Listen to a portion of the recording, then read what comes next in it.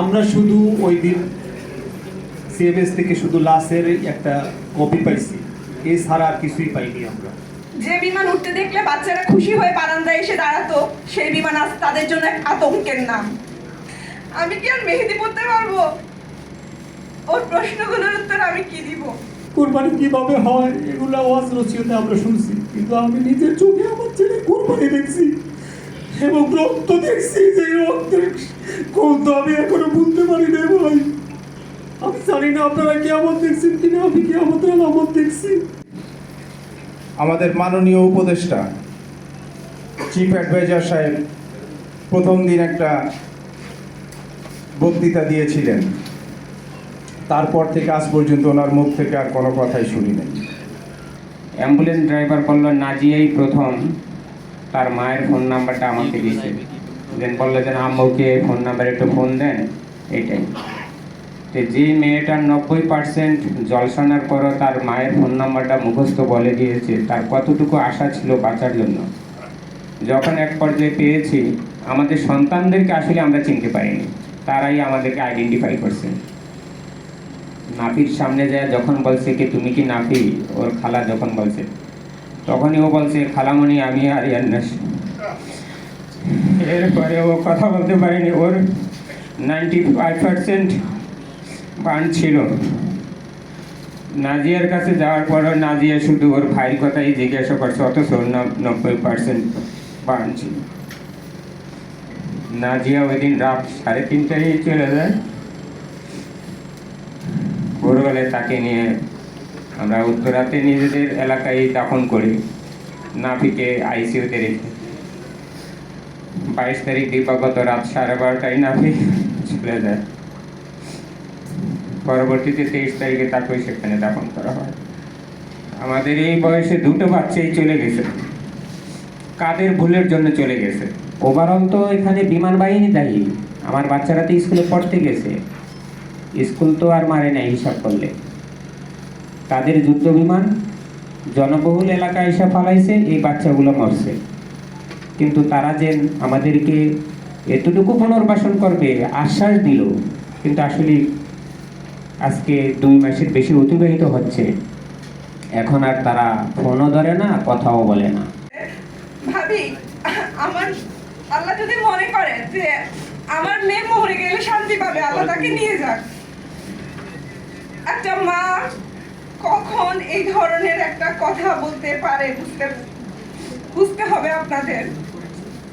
একটা আহত বাচ্চার কষ্ট কোন পর্যায়ে গেলে এই ধরনের কথা একটা মায়ের মুখ থেকে বের হয়। আমাদের আহত বাচ্চাদের ভোগান্তি ব্যাপক এবং প্রতিনিয়ত। একটা অনাকাঙ্ক্ষিত ঝড় আমাদের এই ফুলের মতো নিষ্কলুষ বাচ্চাগুলোর গায়ে আজীবনের জন্য একটা দাগ ফেলে দিয়েছে। যে বাচ্চাগুলো হাসি আনন্দে বড় হওয়ার কথা ছিল, আজ তারা শরীর ও মনে অমোচনীয় দাগ ও ট্রমা নিয়ে বড় হচ্ছে। আমার মেয়েটা সবসময় একটু পরিপাটি এবং গুছিয়ে চলতে পছন্দ করত। যত রাত হয়ে যেত সে নিজে হাত মুখ না ধুয়ে নিজেকে পরিপাটি না করে ঘুমাতো না। তার পছন্দের জুয়েলারি ছিল ব্রেসলেট, কোনো উপলক্ষ রাখতো না তার মেহেদি পরতে। আজ আমার সেই মেয়ে দুইও হাত পুড়ে ছাই হয়ে গেছে, যা আর কখনো স্বাভাবিক রূপে আসবে কিনা আমি জানি না। আমার মেয়েটা আমাকে বলে কেঁদে কেঁদে সবসময়, মা আমার হাত দুটো জম্বির মতো হয়ে গেছে, আমি কি আর কখনো আগের মতো হতে পারবো না? আমি কি আর মেহেদি পড়তে পারবো? ওর প্রশ্নগুলোর উত্তর আমি কি দিব? বুঝতে পারি না, চুপ থাকি অনেক সময়। এই দেশে যেখানে সর্বদিকে গুণান্বিত হয়েও মেয়েরা বোঝা হয়ে যায়, সেখানে আমাদের এই বাচ্চাগুলোকে সমাজ কোন চোখে দেখবে তা আর বলার অপেক্ষা রাখে না। আমাদের বাচ্চাগুলো যাদের অনেক বড় বড় স্বপ্ন ছিল, হয়তো কেউ ডিফেন্সে, কেউ ডাক্তার, কেউ ইঞ্জিনিয়ার, কেউ পাইলট, কেউ টিচার হতে চেয়েছে, কিন্তু দুর্ভাগ্যের বিষয় হলো আজ তারা নিজেদের পায়ে ভর দিয়ে দাঁড়াতে পারছে না। অনেকে, কারো কারো হাতে কলম উঠবে না কোনোদিন। আমাদের এক একটা বাচ্চার শারীরিক মানসিক কষ্ট বর্ণনা দিই। আরিয়ান আফিফ ক্লাস 7-এর বাচ্চা, তার বাবা নেই, তার মায়ের একমাত্র সন্তান সে।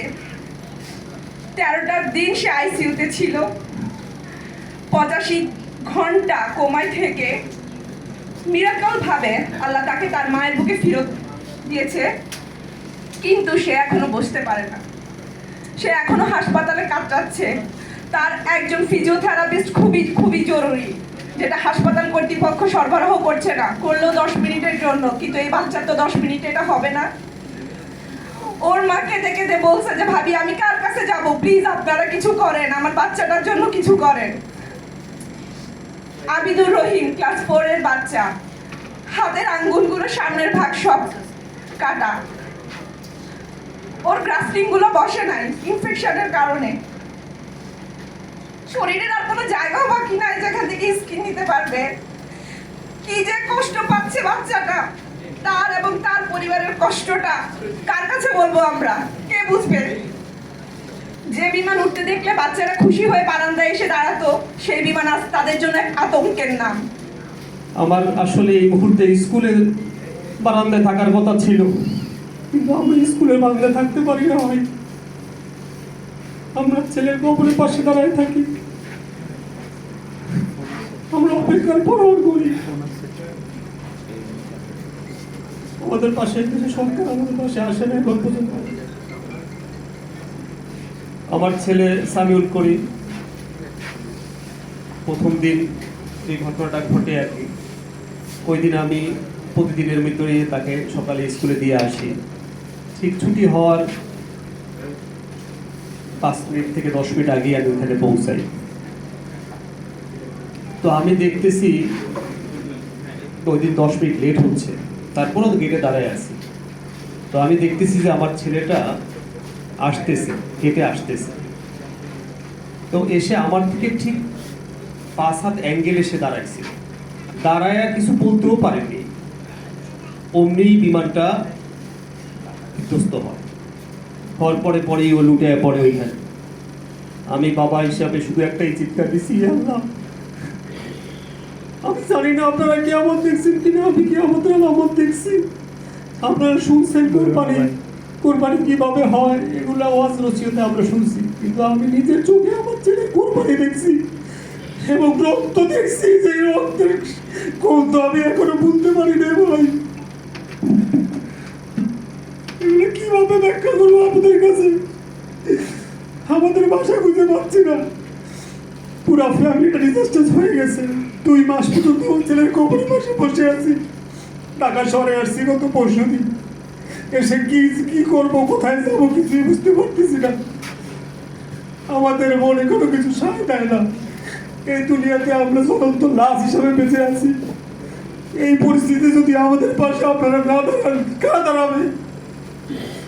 আপনাদের মানবতার কাছে আমাদের এই প্রস্তাব। আপনাদের তো শিশু সন্তান আছে, আপনাদের ছেলে মেয়ে আছে, তাদের নিয়ে আপনারা স্কুলে যান, কিন্তু সকালে আমরা স্কুলে যাই না। সকালে আমরা ঘরেই বসে থাকি। এখন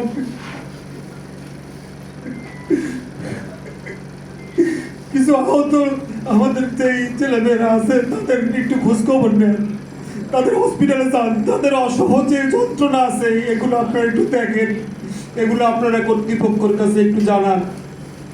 এই দায়ভার কেউ আপনার বিমান কর্তৃপক্ষ, তারপরে সরকার আছে, এদের উপরেই যাত্রায়। তো এরা এই করতেছে আসলে আমাদের পাশে এই 2টা মাসে কি খবর নিছে? আমরা শুধু ওই দিন সিএমএস থেকে শুধু লাশের একটা কপি পাইছি, এছাড়া আর কিছুই পাইনি। আমরা নিহতরা চলে গেছি আমাদের সেই ছেলের দাফন করতে। এরপর থেকে আর আমাদের সাথে তেমন সরকারের সাথে যোগাযোগই হয় না। ইউএফটি ফার্স্টের সাথে ট্রেড করুন যে কোনো জায়গা থেকে, ক্যাম্পাসে ক্লাসের ফাঁকে, ঢাকার জ্যামে বসে কিংবা ঘরে বসে। ট্রেডিং এখন হাতের মুঠোয়, তাই ট্রেড করুন যখন খুশি যেখানে খুশি।